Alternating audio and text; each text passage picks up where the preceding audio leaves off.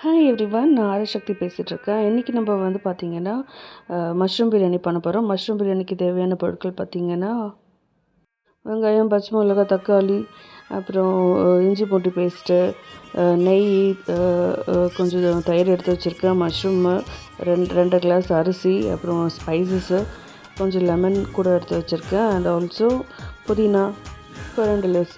வாங்க பார்க்கலாம். ஓகே, அடுப்பு காய வச்சுட்டு 2லேருந்து 3 ஸ்பூன் எண்ணெய் போட்டுக்கலாம். ஏன்னா இது வந்து 5லேருந்து 6 பேருக்கு தேவையான அளவுக்கு பிரியாணி பண்ணுறோம். நான் வந்து கோகோனட் ஆயில் தான் யூஸ் பண்ணியிருக்கேன். அப்புறம் ஒன்ஸு நம்ம கோகோனட் ஆயில் போட்டு கொஞ்சம் நல்லா சூடானதுக்கப்புறம் பார்த்திங்கன்னா நம்ம வந்து கூட நெய் ஆட் பண்ண போகிறோம். நெய் வந்து நான் இப்போது 2 ஸ்பூன் எடுத்திருக்கேன். 2 ஸ்பூன் போட்டுட்டு நல்லா அதை கொஞ்சம் சூடாகிற வரைக்கும் நம்ம வச்சுட்டு நெக்ஸ்ட்டு நம்ம ஸ்பைசஸ்லாம் ஆட் பண்ண போகிறோம். ஜென்ரலாக பிரியாணிக்கு தேவையான ஸ்பைசஸ் தான் காடமம், அந்த பட்டை, அப்புறம் அந்த மற்ற ஸ்பைசஸ்ஸு. எனக்கு நேம்லாம் அவ்வளோவா தெரியாது, பட் இருந்தாலும் இதெல்லாம் வழக்கமாக போடுறது தான். மிளகு,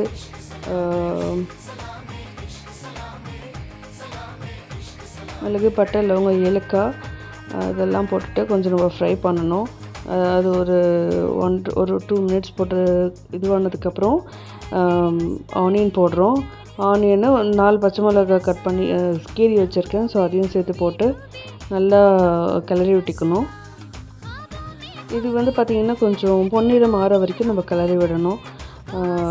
கொஞ்சம் லம்பாக தான் இருக்கும் எடுத்த உடனே. ஸோ நான் கூட கொஞ்சம் நல்லா கிளறி விட்டுட்டு அப்புறம் ஜிஞ்சர் கார்லிக் பேஸ்ட்டும் ஆட் பண்ணுறேன். கொஞ்சம் நல்லா இந்த பச்சை வாசம் போகிற வரைக்கும் நம்ம வந்து வதக்கிக்கிட்டே இருக்கணும்.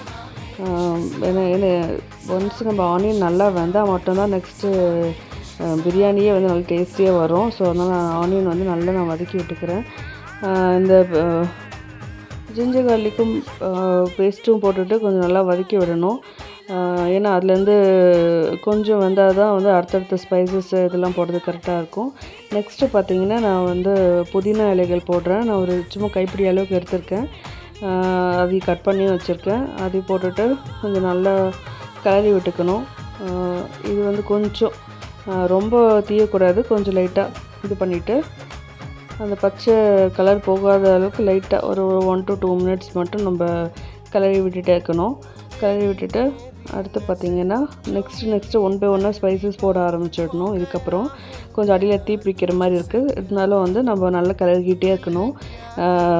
அடிப்பிடிக்காத அளவுக்கு நம்ம நல்லா கிளறணும். நெக்ஸ்ட்டு பார்த்திங்கன்னா தக்காளி ஆட் பண்ணுறேன். தக்காளி ஃபஸ்ட்டு வெங்காயம் 4 போட்டிருந்தேன், ஸ்மால் சைஸுன்னு மீடியமு. அதே மாதிரி கரெக்டாக 4 தக்காளி போட்டிருக்கேன். ஏன்னா நம்ம 4லேருந்து 5 மினிமம் 6 பேர் தான் சாப்பிட்ற அளவுக்கு நம்ம பண்ண போகிறோம். ஸோ தக்காளி நான் கொஞ்சம் நிறைய சேர்த்துருக்கேன். கொஞ்சம் நீட்டாக கட் பண்ணிவிட்டு போட்டு நல்லா கிளறிட்டுருக்கணும். நெக்ஸ்ட்டு மற்ற பொருட்கள்லாம் பார்த்திங்கன்னா 1 by 1 ஆட் பண்ணிகிட்டே இருக்க வேண்டியது தான். இதுலேருந்து கொஞ்சம் தக்காளியிலேருந்து கொஞ்சம் நல்லா வேகணும்.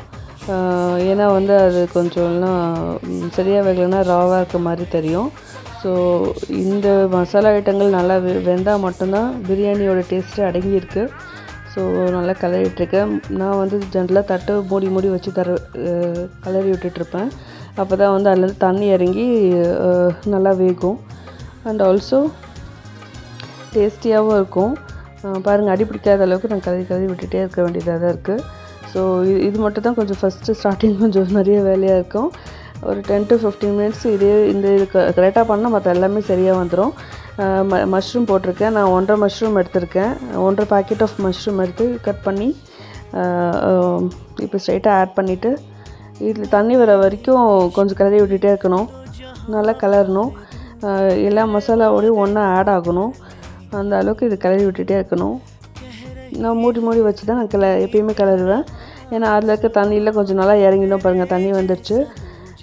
ஸோ இதுவே ஆல்மோஸ்ட் வெந்ததுக்கு சமம்.